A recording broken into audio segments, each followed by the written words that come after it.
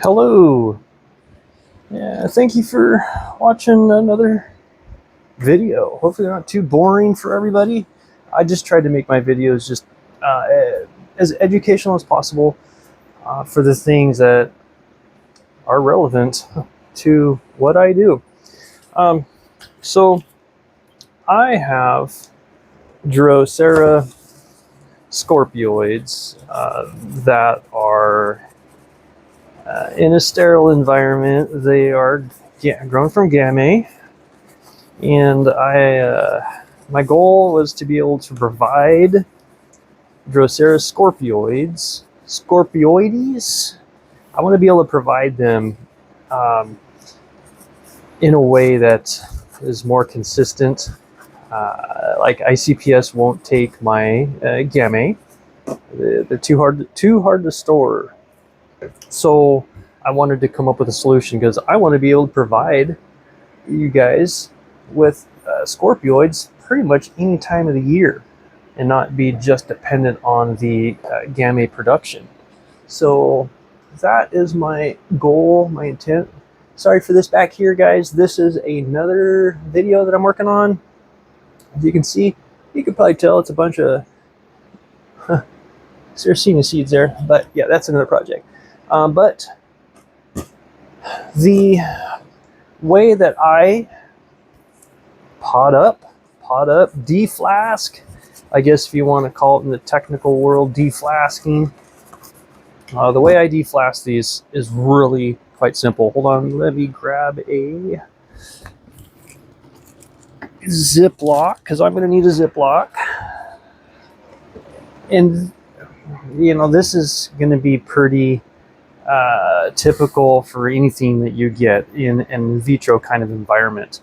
So if you are buying something that you know is in vitro, you need some specific things for the best success at doing this.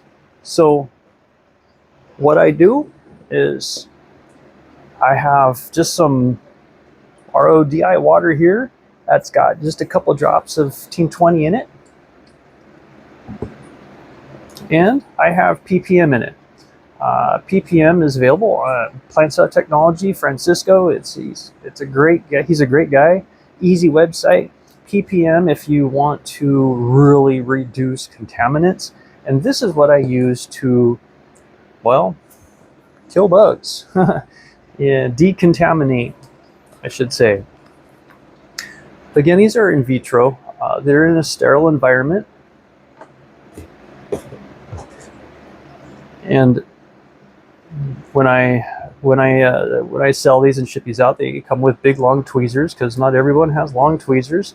What I do is I just slide those tweezers right alongside the edge here, give it a little bit of a spin, and it'll slide right out. There's your Drosera Scorpioides. This is just media. This is all this is just the media. So you can peel the media out. So there's two plants there. Each one of those roots is a taproot. And then what I'm going to do is I'm just going to take this plant and I'm going to slide it right on out of there and plop it right into my water. Again, this is RODI, sterile water.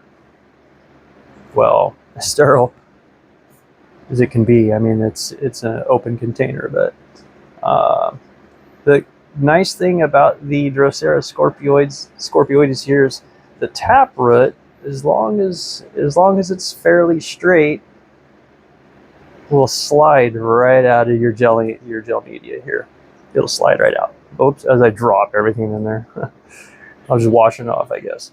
But yeah, so I literally will just slide the plant right out of there. And there's your roots.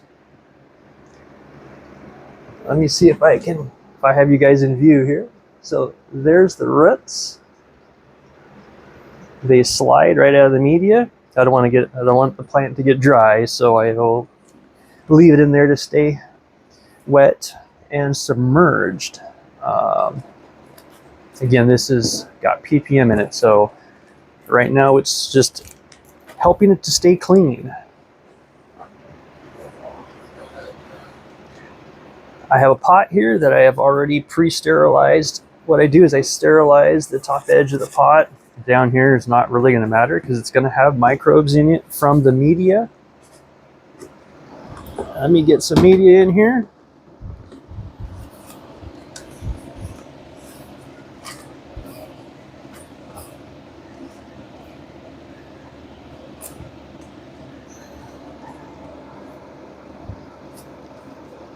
All my media is sterile. Well, for the most part. I like to make sure all the seeds and stuff, if there's any seeds or anything free floating, that they're gone. No nasty bugs or microbes, no pests. So yeah, all my media gets cooked. All my starting media. On established plants, it's really not that much of an issue for me. So what I do is I'll just make a hole right in the middle right here. I don't know if I'm in camera. Am I in camera? Oh, yes, I am. All right, I'm going to make a hole right here. Not pretty, doesn't matter to me. I really don't care. And then I'm going to grab my plants, not drop it in the hole, not squeezing too hard.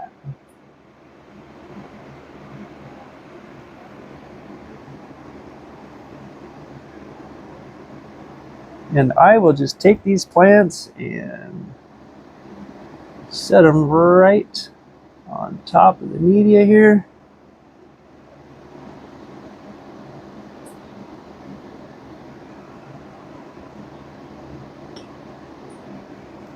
Again, each one of those taproots is a gamete. That's a plant.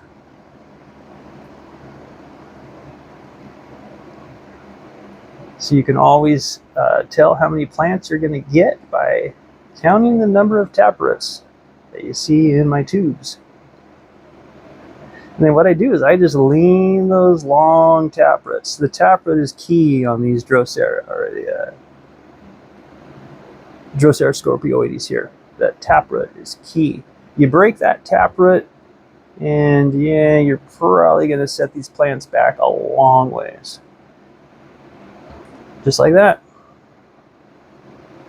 I'll take the plants, taproot,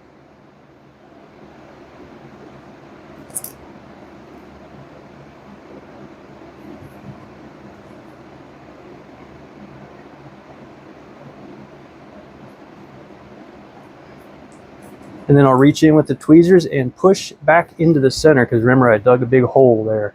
I don't want these taproots to be dry, so I'm going to make sure that they're in good contact with the media here.